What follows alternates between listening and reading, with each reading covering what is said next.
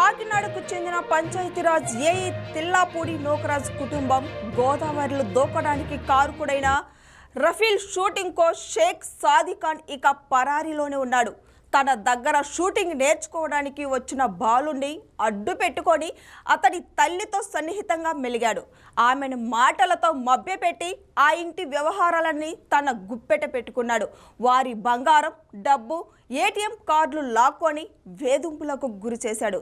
Engineer కుటుంబం మొత్తం ఆత్మహత్య చేసుకునేలా మానసిక హింసకు గురి చేయడం సంచలనం రేపుతుంది. ప్రస్తుతం పరారీలో ఉన్న సాదిఖాన్ కోసం పోలీసులు గాలిస్తున్నారు. ఈ ఘటనకు సంబంధించి మరిన్ని వివరాలు మా ప్రతినిధి అందిస్తారు. కర్ణాకర్, చెప్పండి. శాలిని, మొత్తం 2 తెలుగు రాష్ట్రాల్లో ఈ ఘటన సంచలనం రేపుతా ఉంది. సాదిక్ అనే ఒక కాలనాగు ఎవరైతే ఉన్నాడో ఆ సాదిక్ ఒక హిందూ కుటుంబాన్ని మొత్తం బలి చేసిండు. రైఫిల్ షూటింగ్ నేర్చుకోవడానికి వచ్చినటువంటి ఒక బాలుడి వాళ్ళ తల్లిని ట్రాప్ చేసిండు. ఆమెతో మాయమాటలు చెప్పి ఆమెతో వ్యక్తిగత సన్నిహిత సంబంధం ఏర్పాటు చేసుకున్నాడు. సో ఆమెతో సంబంధం కొనసాగిస్తూ ఆమెకు సంబంధించినటువంటి పూర్తి వివరాలు ఏవైతే ఉంటాయో వాటన్నిటినీ వాళ్ళ కుటుంబ నేపథ్యం కావచ్చు, వాళ్ళ కుటుంబ ఆర్థిక పరిస్థితులు కావచ్చు, వాళ్ళ కుటుంబానికి సంబంధించిన మిగతా అన్నిటినీ తన గుప్పిట్లోకి పెట్టుకున్నాడు. ఆమె ప్రైవేట్ ఫోటోలు వీడి దగ్గర పెట్టుకొని ఆమెను బ్లాక్మెయిల్ చేస్తూ నువ్వు ఇస్లాంలోకి రావాలి, ఖురాన్ చదువు, సో ఇస్లాం మతాన్ని ఆచరించు, నమాజ్ చేయు, సో ఇట్లాంటి వేధింపులకు పాల్పడ్డాడు. సో ఈ వేధింపుల్లో భాగంగానే ఎవరైతే సౌజన్య అనే ఉందో, ఇప్పుడు నూకరాజు ఎవరైతే ఉన్నారో వాళ్ళ కుమార్తె సౌజన్యతో సంబంధాన్ని ఇట్లే కొనసాగించి ఆర్థికంగా వాళ్ళ కుటుంబానికి ఉన్న ఆస్తులన్నింటినీ కాజేసి సో ఈమెతో రిలేషన్షిప్ కొనసాగించడానికి అడ్డుగా ఉన్నటువంటి సౌజన్య భర్త జగదీశ్వర్ రెడ్డి ఎవరైతే ఉన్నారో ఆ జగదీశ్వర్ రెడ్డిని విషం ఇచ్చి జూలై 2న చంపినట్లుగా మనకు ఒక సూసైడ్ నోట్ ఒకటి వెలుగులోకి వచ్చింది. ఎప్పుడైతే వీళ్ళు నూకరాజు, ఆయన భార్య, కూతురు సౌజన్య, అట్లాగే కుమారుడు మన్మడు, వీళ్ళు నలుగురు మొన్న గోదావరిలో దూకారు. సో గోదావరిలో దూకే సందర్భంలో వీళ్ళు ముగ్గురు అందులో దూకగా ప్రస్తుతం ఇప్పటి వరకు నూకరాజు డెడ్ బాడీ ఒకటే పోలీసులు బయటకు తీసుకురాగలిగారు. మిగతా వాళ్ళ నూకరాజు భార్య, సౌజన్య డెడ్ బాడీ కోసం ఇంకా గాలింపు చర్యలు కొనసాగుతూ ఉన్నాయి. సో ఇందులో ఎవరైతే కార్తికేయ, సౌజన్య కుమారుడు, చిన్న కుమారుడు ఎవరైతే రైఫిల్ షూటింగ్లో జాయిన్ అయ్యి రైఫిల్ నేర్చుకోవడానికి పోతున్నాడో సో ఈ కార్తికేయ ఒక్కడు బతికి బయటపడ్డాడు. అక్కడ ఉన్నటువంటి జాలర్లు ఆయనను రక్షించే ప్రయత్నం చేశారు.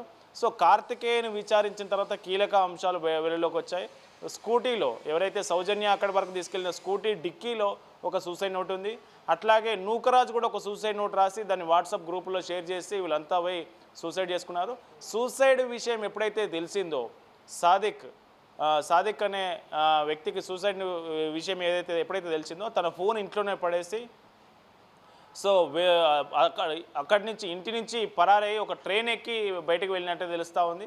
సో అతడి కోసం ఇప్పుడు ఈ ఘటన జరిగి దాదాపు 2-3 రోజులు అవుతా ఉన్నా అతడి జాడ ఇంకా పోలీసులు కనుగొనలేదు. దాదాపు 8 బృందాలు, కాకినాడ నుంచి ఒక 3 బృందాలు, సో అట్లాగే రాజమండ్రి నుంచి ఒక 2-3 బృందాలు, సో మొత్తంగా 8 బృందాలు అతని కోసం గాలిస్తూ ఉన్నాయి. నిందితుడు ఎక్కడ ఉన్నాడు, సో ఎట్లా వెళ్తున్నాడు, ట్రైన్ ఎక్కి ఎటు వెళ్ళాడు అనే మీద గాలింపు చర్యలు చేపడతా ఉన్నారు.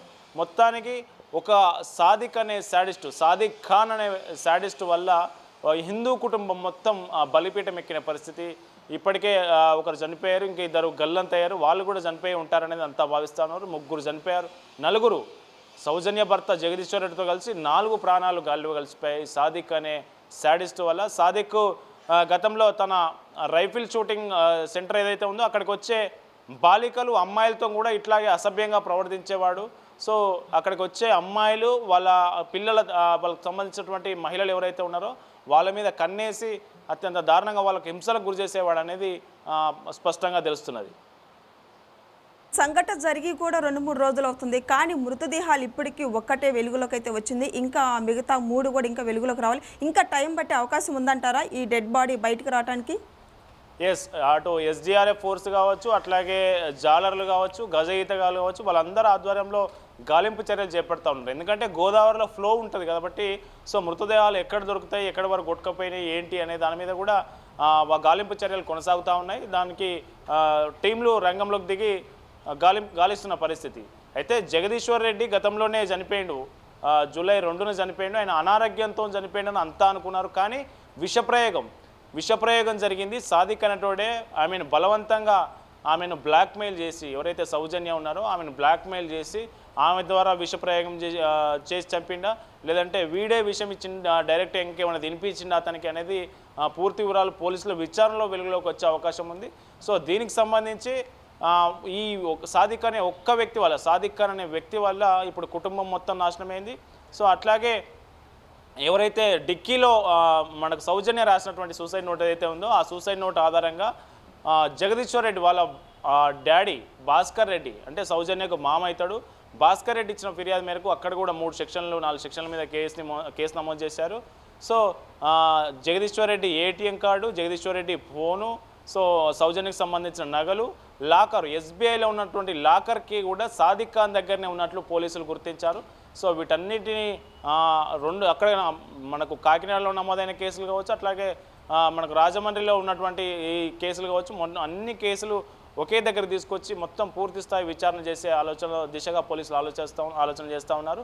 సో సాదిక్ ఖాన్ను పట్టుకున్న తర్వాత పూర్తి వివరాలు వెలుగులోకి వచ్చే అవకాశం ఉంది. అతడు గతంలో ఇంకా ఎట్లాంటి మహిళలు ఎవరైనా వేధింపులకు గురి చేసిండా ఏంటి అనే దాని మీద పూర్తి వివరాలు వెలుగులోకి వచ్చే అవకాశం ఉంది.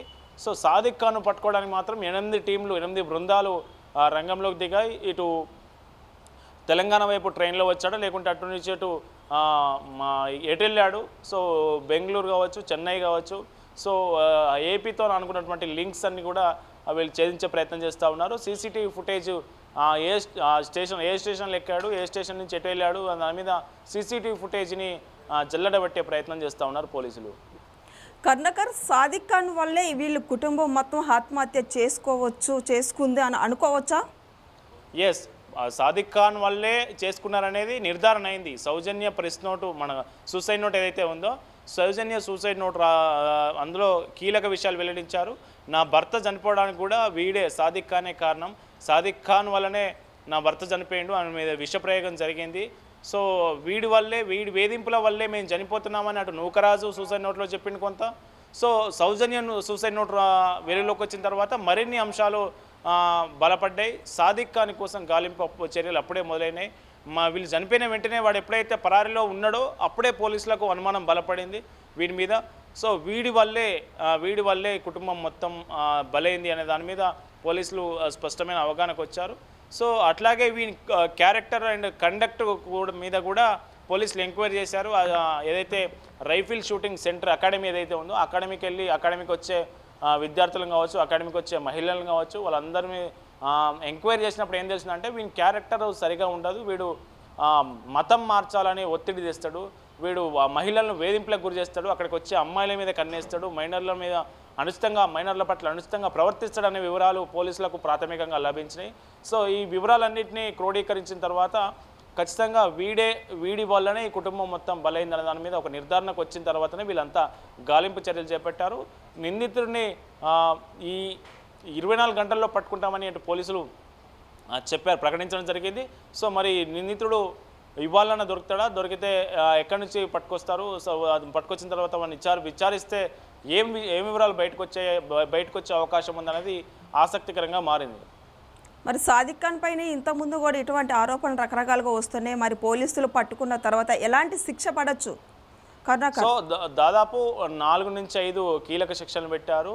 సో హత్య, అట్లాగే హత్యాయత్నం, కుట్ర, లైంగిక వేధింపులు, బలవంతంగా మత మార్పిడి, సో ఇట్లాంటి ఒక 5-6 ఆరోపణల మీద క్రిమినల్ ఛార్జెస్ అన్నీ పెట్టడం జరిగింది. కనీసం అతనికి యావజ్జీవ కారాగార శిక్ష పడే అవకాశం ఉంది. మహిళలను వేధింపులకు గురి చేసినట్లు, అకాడమీకి వచ్చే మైనర్ల పట్ల కూడా అనుచితంగా ప్రవర్తించిన ఆరోపణలు కూడా ఉన్న నేపథ్యంలో పోక్సో లాంటి కేసులు కూడా నమోదయ్యే అవకాశం లేకపోలేదు. సో కఠిన చర్యలు అయితే ఇప్పటివరకు 5 సెక్షన్ల మీద కేసు ఫైల్ అనేది తెలుస్తూ ఉంది. సో ఆ కఠిన చర్యలు తీసుకునే దిశగా పోలీసు యంత్రాంగం, ఇటు ప్రభుత్వం కూడా, ఎందుకంటే ఇట్లాంటి యాంటీ సోషల్ ఎలిమెంట్ల వల్ల ప్రభుత్వానికి కూడా కొంత చెడ్డ పేరు వచ్చే అవకాశం ఉంటుంది. కాబట్టి ప్రభుత్వం కూడా అటు హోంమంత్రి హోంమంత్రి ఇప్పటికే పోలీసులకు కీలక ఆదేశాలు ఇచ్చారు. సో దీనికి సంబంధించి నిందితుడిని పట్టుకొని కఠినంగా శిక్షించాలి. ఎందుకంటే కుటుంబం దాదాపు 2 కుటుంబాలు సఫర్ అయిపోయినాయి ఇక్కడ.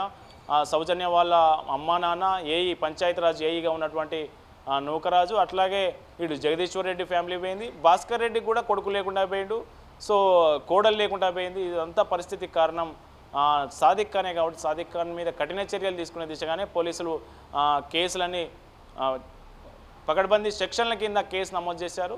సో సంబంధిత ఆధారాలతో ఏదైతే వాడు ఎక్కడెక్కడ ఏమేం చేసిండు ఎట్లా చేసిండు అనే దాని మీద పూర్తి ఆధారాలను ఎస్టాబ్లిష్ చేస్తూ ఛార్జ్షీటు ఫైల్ చేసే అవకాశం ఉంది. ఛార్జ్షీట్లో కీలక ఆధారాలన్నీ ఉంటే ఖచ్చితంగా కోర్టులో కూడా వాడు చేసినటువంటి నేరాన్ని నిరూపించే అవకాశం ఉంటుంది.